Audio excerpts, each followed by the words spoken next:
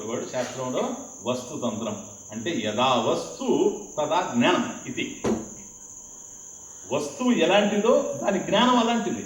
ఇప్పుడు కంప్యూటర్ అనేది వస్తువు, కంప్యూటర్ జ్ఞానం ఏదైతే ఉందో అది కంప్యూటర్కు సంబంధించింది. కంప్యూటర్ జ్ఞానము రెండు కాదు. ఎందుకని? వస్తువు వస్తు జ్ఞానము రెండు కాదు. యథా వస్తు తదా జ్ఞానం. వస్తువు ఎలా ఉంటుందో దానికి సంబంధించిన జ్ఞానం అలాగే ఉంటుంది. కాబట్టి జ్ఞానం కలిగితే వస్తువు ఏమిటో తెలుస్తుంది. కనుక మోక్షం ఉన్నది, ఆత్మ ఉన్నది, ఆత్మే మోక్షము, అదే నీవు. ఇది తెలియడం జ్ఞానం. బోధ దేనికి సంబంధించిన బోధ? ఆత్మకు సంబంధించిన బోధ. ఇది అద్భుతంగా ఆత్మబోధలో మనకు అర్థమవుతూ ఉంటుంది. కాకపోతే ఈ గ్రంథంలో మీకు ఒక ఆనందదాయకంగా నడిచేది ఏమిటంటే లెక్కలేని ఉపమానాలు. జిజ్ఞాసునాం సుఖావబోధాయ. కాబట్టి ఎవడైతే జిజ్ఞాసు తెలుసుకోవాలి, జ్ఞాతం ఇచ్చుహో, నేను తెలుసుకోవాలి అనుకుంటూ ఉన్నాడో అటువంటి జిజ్ఞాస కలిగిన వాడికి ఉత్సాహపూరితంగా నేర్చుకోవడానికి అనేక ఉదాహరణలు ప్రతి శ్లోకంలో ఉదాహరణ కనపడతానే పోతూ ఉంటుంది.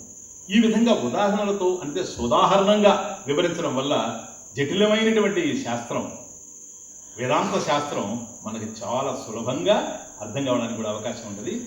ఈ ప్రక్రియ ఆచార్యుల వారి ఇందులో తీసుకున్నారు. కాబట్టి దృగ్దృశ్య వివేకం ఏదైతే మీకు నేను బోధించానో ఆ విధంగా ప్రక్రియని ప్రబోధించేటువంటి ప్రకరణ గ్రంథం ఇది కాదు. అది ఒక ప్రక్రియ.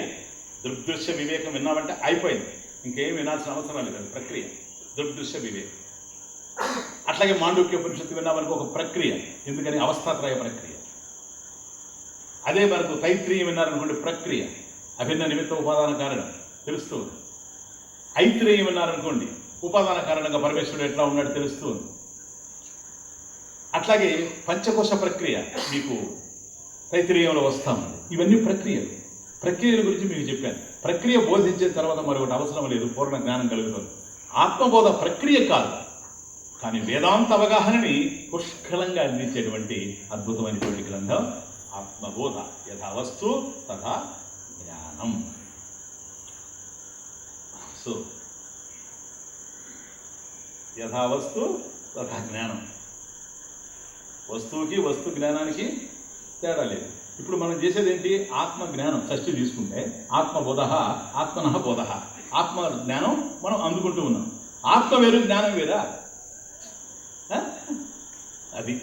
కాబట్టి ఆత్మ జ్ఞానము వేరు కాదు కనుక ఆత్మకు సంబంధించిన జ్ఞానం మనకు కలిగితే ఆత్మ ఏమిటో తెలుస్తుంది.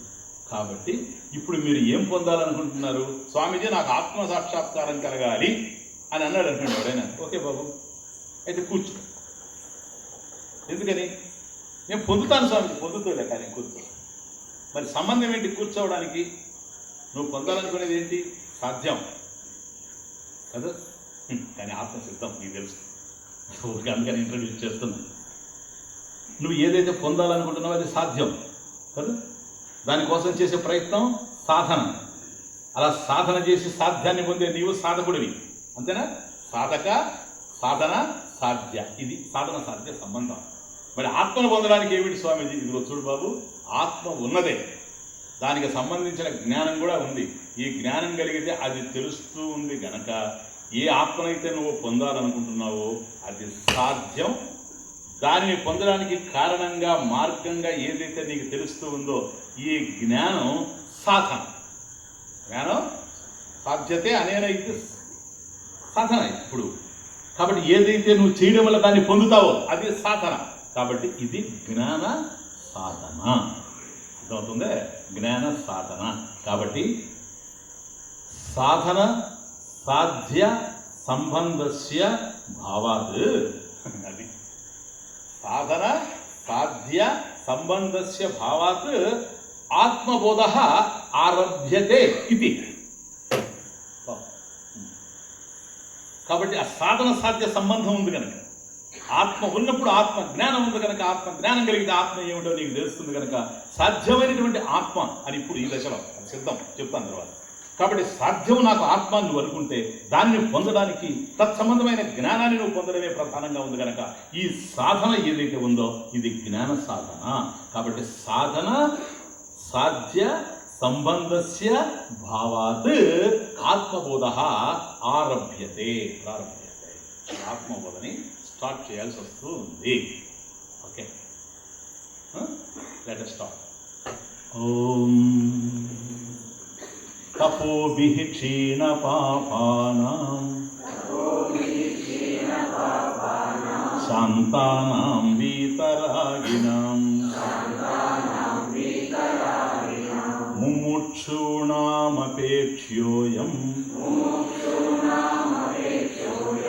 ఆత్మబోధో విధీయతే.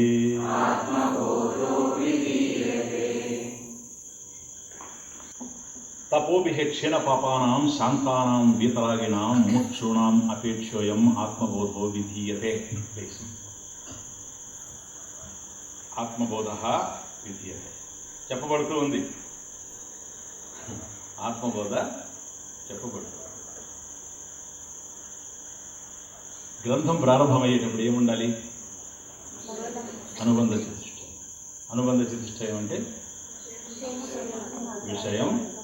అది ఇప్పుడు అందులో కలిపి చెప్పేస్తే మనం ఏం చెప్పినా కూడా విషయం, సంబంధం, ప్రయోజనం, అధికారం, ఈ 4 అనుబంధ చతుష్టయం. మొట్టమొదట ఇవి ఉండాలి.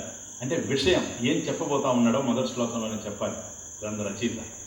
అది విషయం, సబ్జెక్ట్ మ్యాటర్. సంబంధం, ప్రయోజనం. ప్రయోజనం ఈ విషయాన్ని నేను వినడం వల్ల ఏం ప్రయోజనం? ఈ గ్రంథానికి ఒక పేరుంది కాబట్టి గ్రంథానికి ప్రయోజనానికి సంబంధం ఎక్కడుంది? గ్రంథనామానికి గ్రంథ విషయానికి ఉండేటువంటి సంబంధం. మరి ఇటువంటి దాన్ని అర్థం చేసుకోవడానికి అధికారి ఎవరు? ఎవరి కోసం ఇది చెప్పబడింది? ఇది 4 విషయాల్ని ప్రారంభంలోనే నిశ్చయించాలి. అప్పుడే మనం ముందుకు పోతాం. అర్థమవుతుంది? ఎస్.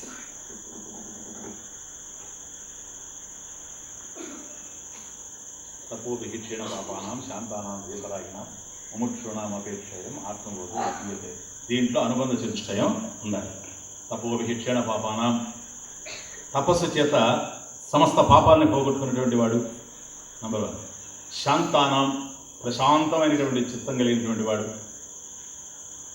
అంటే రజోగుణం వల్ల కలిగిన ఆవేశం లేనివాడు, తమోగుణం వల్ల కలిగే అలసత్వం లేనివాడు, సత్వగుణం వల్ల ఆహ్లాదంగా ఉంది. శాంతానం. వీత రాగిణాం, విగత రాగం అంటే రాగద్వేషాల నుంచి విడిపడిపోయినటువంటి వాడు. ముముక్షూణాం, ముముక్షూణాం మోక్షమే పోయాతి ఇచ్చ ముక్తం ఇచ్చుకో, నాకు మోక్షమే కావాలి అనుకునేటువంటి వాడికి అపేక్ష్యోయం అయం ఆత్మబోధ. అపేక్ష కోరదగినటువంటి, ఆశించదగినటువంటి పరమపురుషార్థం అయం ఆత్మబోధ. ఈ ఆత్మబోధ విధీయతే, క్రియతే ఇది. అటువంటి వాడికి ఇది చెప్పబడుతూ ఉంది. మోక్షం కోసం ఇది అంతవరకు.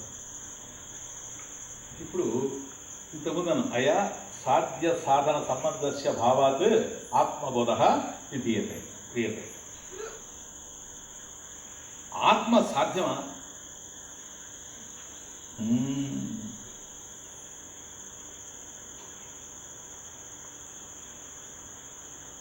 మోక్షము సాధ్యమా? అది అంటే మోక్షం పురుషార్థం కిందకు వస్తుందే రాదా? చెప్పండి, పర్లేదు, బయలు వస్తుంది కదా. ఎందుకని? చతుర్విధ పురుషార్థాలు. పురుషేణ అర్జతే ఇది పురుషార్థ. పురుషుడు ప్రయత్నంతో పొందేది పురుషార్థం. ధర్మ, అర్థ, కామ, మోక్ష కదా. ఈ 4 కలిసి కదా చతుర్విధ పురుషార్థాలు. కనుక మోక్షం పురుషార్థమా కాదా? మోక్షం కనుక పురుషార్థం అయితే ఫస్ట్ క్వశ్చన్ అదే, మోక్ష పురుషార్థ నవ? క్వశ్చన్. మోక్షం అనేటువంటి పురుషార్థమేనా కాదా? స్వామిజీ, చతుర్విధ పురుషార్థాల్లో మోక్షం ఉంది కనుక మోక్షం పురుషార్థమే. అది అంటే పురుషార్థము అంటే పురుషుడు సాధించేది. ఇప్పుడు కామమైనా, అర్థమైన ధర్మమైన. ఇప్పుడు ఇక్కడ ఒక యజ్ఞం చేశాడు అనుకోండి, ఆ యజ్ఞ ఫలంగా ఆయనకి స్వర్గం వచ్చింది, స్వర్గలోకాన్ని పొందుతాడు. అదేంటది? ఫలం కదా.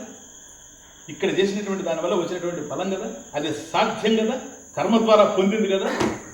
మరి